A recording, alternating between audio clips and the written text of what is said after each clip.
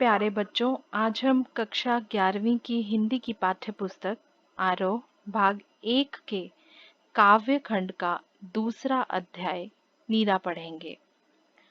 इस अध्याय के अंतर्गत मीरा के 2 पद आते हैं जिन्हें व्याख्या सहित मैं मीनाक्षी धीमान यहाँ प्रस्तुत कर रही हूँ। यह दोनों पद नरोत्तम दास स्वामी द्वारा संकलित, संपादित मीरा मुक्तावली से लिए गए हैं। बच्चों, इससे पहले कि हम पदों की व्याख्या समझें, मीराबाई का परिचय जान लेना यहाँ अत्यंत आवश्यक है। मीराबाई का नाम सुनते ही हमारी आंखों के सामने, हमारे मस्तिष्क में एक छवि उभर कर आती है। उच्च राजकुल में जन्मी परंतु एक सादा सरल जीवन व्यतीत करने वाली, श्री कृष्ण की भक्ति में लीन रहने वाली मीरा। वह मीरा जिन्होंने श्री कृष्ण की अनन्य भक्ति में डूबकर अपना संपूर्ण जीवन उन्हें समर्पित कर दिया। उनके मन में बचपन से ही कृष्ण भक्ति की भावना जन्म ले चुकी थी, इसलिए श्री कृष्ण को ही वे अपना आराध्य और पति मानती रहीं। कृष्ण भक्त कवियों में मीराबाई का प्रमुख स्थान है। वह सगुण भक्ति धारा की महत्वपूर्ण भक्त कवयित्री हैं। तो आइए इसका प्रथम पद पढ़ते हैं। मेरे तो गिरधर गोपाल दूसरो ना कोई, जाके सिर मोर मुकुट मेरो पति सोई। छाड़ दे कुल की कानी, कहा करी है कोई। संतन ढिग बैठी बैठी, लोक लाज खोई। असुवन जल सींच सींची, प्रेम बेली बोई। अब तो बेली फैली गई, आनंद भल होई। दूध की मथनिया बड़े प्रेम से बिलोई। दधिमथि घृत काढ़ी लियो, आरी देई छोई। भगत देखी राजी हुई, जगत देखी रोई। दासी मीरा लाल गिरधर, तारो अब मोही। इस पद में मीराबाई जी ने अपने आराध्य श्री कृष्ण के प्रति अपनी अनन्य निष्ठा, प्रेम भाव और आस्था को व्यक्त किया है और साथ ही उन्होंने व्यर्थ के कार्यों में व्यस्त, अब व्यर्थ के काम क्या है? सांसारिक मोह माया के बंधनों में जो लोग फंसे हुए हैं उनके प्रति दुख भी व्यक्त किया है। तो आइए प्रत्येक पंक्ति को व्याख्या सहित समझते हैं। मेरे तो गिरधर गोपाल दूसरो न कोई। इस पंक्ति में मीराबाई श्री कृष्ण को अपना सर्वस्व मानती हुई कहती हैं कि मेरे तो केवल गिरधर, गिरधर किसे कहा गया है? गिरि को धारण करने वाला। गिरि अर्थात पर्वत। पर्वत कौन सा? गोवर्धन पर्वत। और किसने गोवर्धन पर्वत को धारण किया? श्री कृष्ण ने। और क्यों किया? जब ब्रज में मूसलाधार वर्षा हुई थी, तब श्री कृष्ण ने ब्रजवासियों की रक्षा हेतु गोवर्धन पर्वत को अपनी सबसे छोटी उंगली पर धारण किया था और ब्रजवासियों की रक्षा की थी, इसीलिए उन्हें गिरधर कहते हैं। और गोपाल, गोपाल क्योंकि वे गाय को पालते थे, उनके पालक होने के कारण उन्हें गोपाल भी कहते हैं। और इस पंक्ति में इन दोनों शब्दों का, गिरधर गोपाल का उल्लेख उन्होंने क्यों किया है? अपनी बात को प्रभावशाली बनाने के लिए। तो वे कहती हैं कि मेरे तो गिरधर गोपाल दूसरो ना कोई, अर्थात मेरे तो एकमात्र संगी हैं, प्रियतम है, वे श्री कृष्ण ही हैं, अन्य कोई नहीं है। अगली पंक्ति इस प्रकार है। जाके सिर मोर मुकुट, मेरो पति सोई। इस पंक्ति में वे श्री कृष्ण की पहचान बताती हुई कहती हैं कि जिसने अपने सिर पर मोर मुकुट धारण किया हुआ है वही मेरा पति है। तो ये तो आप सभी जानते हैं कि श्री कृष्ण अपने सिर पर मोर मुकुट धारण करते थे। अपने मुकुट पर या अपनी पगड़ी पर वे एक मोर का पंख लगाते थे। इसीलिए मीराबाई कहती हैं कि जिसने अपने सिर पर मोर मुकुट धारण किया हुआ है वही मेरा पति है। छाड़ी देई कुल की कानी कहा करी है कोई। छाड़ी अर्थात छोड़, दई यानी दिया, कुल की कानी अर्थात खानदान की मर्यादा। तो यहाँ मीराबाई क्या कहती हैं, श्री कृष्ण की भक्ति में लीन रहते हुए उन्होंने अपनी खानदान की मर्यादा को भी त्याग दिया, उसे छोड़ दिया। कहा करी है कोई, अब कोई कुछ भी कहे, वे कहती हैं कि अब चाहे कोई कुछ भी कहे मुझे उसकी परवाह नहीं है। संतन ढिग बैठी बैठी लोक लाज खोई। वे आगे कहती हैं कि श्री कृष्ण की भक्ति में लीन रहते हुए वे साधु संतों की संगत में रहा करती थी। संतन अर्थात साधु संत, ढिग अर्थात पास, बैठी यानी बैठना, लोक लाज अर्थात समाज की मर्यादा। तो वे कहती हैं कि श्री कृष्ण की भक्ति में लीन रहते हुए वे साधु संतों के पास बैठती थीं, उनसे ज्ञान अर्जित करती थीं। इस कारण उन्होंने समाज की मर्यादा को भी छोड़ दिया, उसे भी उन्होंने खो दिया। असुवन जल सींची सींची प्रेम बेली बोई। अपनी इस पंक्ति में वे कहती हैं कि कृष्ण की प्रेम रूपी जिस बेल को मैंने बोया था उसे मैंने श्री कृष्ण के वियोग में बहने वाले आंसुओं के जल से सींच सींच कर बड़ा किया है, उसे पल्लवित किया है। और अब जब वो बढ़ गई है, वो बेल अब बड़ी हो गई है, बढ़ गई है, तो उसमें से अब आनंद रूपी फल जो है उसकी प्राप्ति हो रही है। तो इस पंक्ति में वे यही कहना चाहती हैं कि उनकी भक्ति में, उनके प्रेम में डूबकर अब मीराबाई को आनंद आ रहा है। दूध की मथनियां बड़े प्रेम से बिलोई। अपनी इस पंक्ति में वे कहती हैं कि इस पंक्ति को समझने से पहले मथनी मथनी क्या होती है, आप सभी ने देखा होगा। आपके घर में आपकी मम्मी जब घी बनाती हैं तो वो किस तरह से मथनी की सहायता से दही में उसको भिगोकर घी अलग करती हैं और उसमें से छाछ अलग कर देती हैं। तो जब दही को मथकर मक्खन निकाला जाता है और मक्खन से फिर घी निकाला जाता है और क्या बच जाता है, छाछ बच जाती है, उसमें से वो अलग हो जाती है। और इसी का उदाहरण देती हुई वे कहती हैं कि दूध की मथनियों को मैंने, उस दूध की, उस प्रेम रूपी श्री कृष्ण की प्रेम को मैंने अपनी भक्ति रूपी मथनी से बिलोया है, अर्थात उसे मथा है। दधी मथी घृत काढ़ी लियो डारी दई छोई। दधी अर्थात दही, घृत अर्थात घी, काढ़ी लियो अर्थात निकाल लिया, डारी दई अर्थात डाल दिया, छोई अर्थात छाछ। तो यहाँ पर वे क्या कहती हैं, वे कहती हैं कि मैंने तो दही को मथकर इसमें से घी निकाल लिया और छाछ को छोड़ दिया। तो अब ये बात यहाँ ध्यान देने लायक है कि यहाँ पर घी श्री कृष्ण के प्रेम का प्रतीक है और छाछ सांसारिक मोह माया का प्रतीक है। तो अब यहाँ पर मीरा ने क्या किया, अपनी भक्ति के द्वारा उन्होंने श्री कृष्ण के प्रेम को प्राप्त कर लिया और सांसारिक मोह माया के बंधनों से वे मुक्त हो गए, उन्होंने त्याग दिया।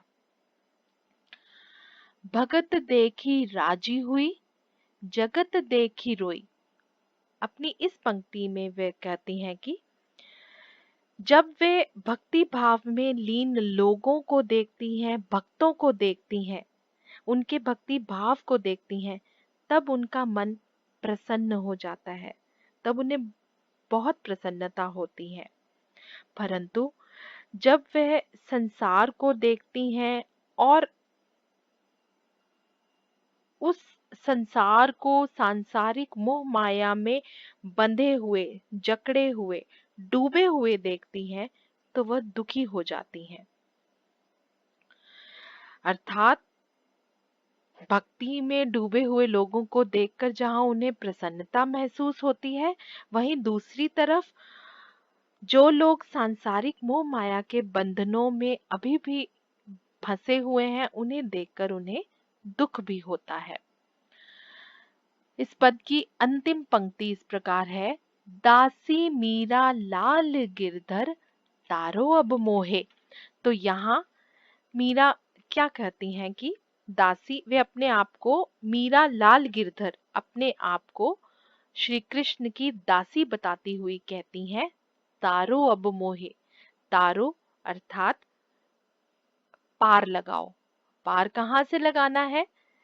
भव सागर से। भव सागर अर्थात ये संसार। ये संसार जो है, ये क्या है? ये केवल एक सांसारिक मोह माया का बंधन है, ब्रह्म जाल है, जिससे केवल श्री कृष्ण ही पार लगा सकते हैं। तो इस पंक्ति में वे कहती हैं कि हे गिरधर लाल, मैं तो तुम्हारी दासी हूँ और अब तुम ही मुझे इस भव सागर से अर्थात इस मोह माया के बंधन से पार लगाओगे। यहाँ पर इस पद को पढ़कर हमने देखा कि यहाँ पर श्री कृष्ण के प्रति मीरा की अनन्य भक्ति यहाँ पर दिखाई गई है। तो इसका विशेष देख लेते हैं। मीरा के यहाँ एकनिष्ठ प्रेम भाव को यहाँ पर देखा जा सकता है और श्री कृष्ण के प्रति अनन्यता समर्पण भाव यहाँ पर व्यक्त हुआ है। भाषा की यदि बात करें तो यहाँ भाषा राजस्थानी और ब्रज भाषा का मिला जुला रूप देखा जा सकता है। भाषा का कुल की कानी कहाँ कही है कोई में अनुप्रास अलंकार का प्रयोग हुआ है। प्रेम बेली, आनंद फल, मोर मुकुट में रूपक अलंकार का प्रयोग हुआ है। बैठी बैठी, सांची सांची में पुनरुक्ति प्रकाश अलंकार है। इस पद में संगीतात्मकता और गेयता है। आइए इसका अगला पद पढ़ते हैं। पग घुंघरू बांधी मीरा नाची, मैं तो मेरे नारायण सू आप ही हो गई साची। लोग कहे मीरा भई बावरी, न्यात कहे कुल नासी। विस्का प्याला राणा भेज्या, पीवत मीरा हासी। मीरा के प्रभु गिरधर नागर, सहज मिले अविनाशी। इस पद में प्रेम रस में डूबी हुई मीरा सभी रीति रिवाजों और बंधनों से मुक्त होने और श्री कृष्ण के स्नेह के कारण अमर होने की बात कह रही हैं। इस पद की प्रत्येक पंक्ति को व्याख्या सहित समझते हैं। पग घुंघरू बांधी मीरा नाची। पग अर्थात पांव। तो इस पंक्ति में मीरा कहती हैं कि कृष्ण की भक्ति में लीन होकर वे इतनी डूब गई, उसमें रंग गई कि उनको रिझाने के लिए, उनके प्रेम को प्राप्त करने के लिए वह उनकी मूर्ति के सामने पैरों में घुंघरू बांधकर नाचती हैं। उनके नृत्य करने पर बहुत से लोग उन पर कठोर दृष्टि रखते हैं और उन्हें उन पर आपत्ति करते हैं। अगली पंक्ति में वो कहती हैं कि मैं तो मेरे नारायण सू आप ही हो गई साची। नारायण अर्थात ईश्वर, सू अर्थात की हूँ, आप ही अर्थात स्वयं ही, साची अर्थात सच्ची। तो इस पंक्ति में वे क्या कहती हैं? वे कहती हैं कि मैंने तो अपने आप को अपने नारायण अर्थात अपने ईश्वर, अपने आराध्य, अपने इष्ट श्री कृष्ण को समर्पित कर दिया है और अब मैं तो अपने नारायण की हूँ, श्री कृष्ण की हूँ और उनकी होकर मैं पवित्र और सच्ची हो गई हूँ। अगली पंक्ति इस प्रकार है, लोग कहे मीरा भई बावरी, न्यात कहे कुलनासी। बावरी अर्थात पागल, न्यात अर्थात बिरादरी कुटुंब के लोग, कुलनासी अर्थात कुल का नाश करने वाली। तो यहाँ मीरा लोगों द्वारा किए गए अत्याचारों की बात करती हुई कहती हैं कि लोग कहते हैं कि मीराबाई पागल हो गई है, बावली हो गई है। और ऐसा वे क्यों कहते हैं? क्योंकि उन्हें लगता है कि उन्होंने राजकुल की मर्यादा का त्याग कर दिया है, उसे छोड़कर वे मंदिरों में नाचती गाती हैं, साधु संतों के साथ उठती फिरती हैं और उन्होंने राजकुल की वधू के विपरीत आचरण किया है। कुछ लोग इसलिए भी उन्हें पागल कहते हैं क्योंकि उन्हें लगता है कि राजसी ठाट बाट को छोड़कर वे फकीरी का जीवन जी रही हैं, इसलिए लोग उन्हें बावरी कहते हैं और कहते हैं कि उनकी बुद्धि भ्रष्ट हो गई है और उनका विवेक शून्य हो गया है। न्यात कहे कुलनासी, न्यात अर्थात कुटुंब के लोग उन्हें कुल का नाश करने वाली कहते हैं। और वे उन्हें क्यों ऐसा कहते हैं? कारण वही है क्योंकि उन्होंने अपने कुल की मर्यादा का त्याग कर दिया और लोगों के बीच नाचना गाना, मंदिरों में रहना और साधु संतों के बीच बैठकर उन्होंने अपने कुल पर कलंक लगा दिया है, इसीलिए वे उन्हें कुल का नाश करने वाली कहते हैं। अगली पंक्ति इस प्रकार है, विस्का प्याला राणा भेज्या, पीवत मीरा हासी। विष यानी जहर अर्थात विष, राणा मीराबाई के देवर। अब यहाँ राणा जी ने मीराबाई को मारने के लिए विष का प्याला भेजा था। वे उन्हें क्यों मारना चाहते थे? क्योंकि सारे लोग उनके कुल पर उंगलियां उठाते थे। उंगलियां इसीलिए उठाते थे क्योंकि मीराबाई ने अपने कुल का त्याग कर दिया था और वे बाहर मंदिरों में साधु संतों के बीच उठती बैठती थी, नाचती गाती थी। इसीलिए राणा जी ने उन्हें मारने का प्रयास किया और उन्हें लगा कि यदि मीरा मर जाएंगी तो लोग उनके कुल पर उंगलियां नहीं उठाएंगे। और मीरा ने उनके विष को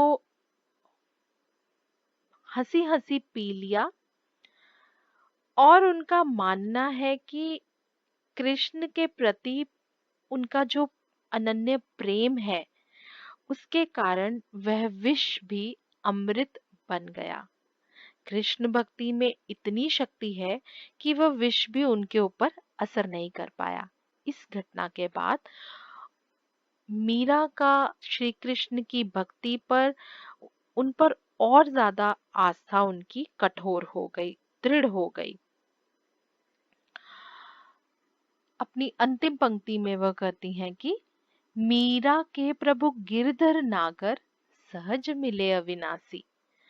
अब यहाँ जब उन्होंने राणा द्वारा भेजे हुए विष के प्याले को हंसी हंसी पी लिया और वह विष का प्याला भी उनके ऊपर कोई असर नहीं कर पाया, तब उन्हें ऐसा प्रतीत हुआ जैसे श्री कृष्ण के दर्शन उन्हें बहुत ही आसानी से हो गए। वह कहती हैं कि उनके प्रभु गिरधर वे बहुत चतुर हैं। वे उन्हें बहुत ही सहजता से बिना किसी विशेष प्रयास के पर्याप्त हो गए और वे प्रभु अविनाशी हैं। इसका विशेष इस प्रकार है, यहाँ कृष्ण के प्रति मीरा का अटूट प्रेम व्यक्त हुआ है। मीराबाई पर हुए अत्याचारों का आभास होता है। कहे कुलनासी प्रभु गिरधर नागर में अनुप्रास अलंकार का प्रयोग हुआ है। भक्ति रस की अभिव्यक्ति हुई है। इसके साथ हमारा ये अध्याय यहीं समाप्त होता है। तो बच्चों, मैं आशा करती हूँ कि मीरा के इन दोनों पदों को आप भली भांति समझ पाए होंगे और इसके अर्थ को ग्रहण कर सके होंगे। धन्यवाद।